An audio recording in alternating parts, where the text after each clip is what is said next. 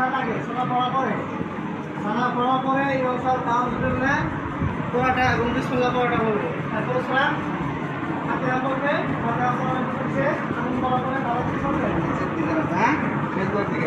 কি করবে lighting of আর জন্য এবং পিছনে যারা আমার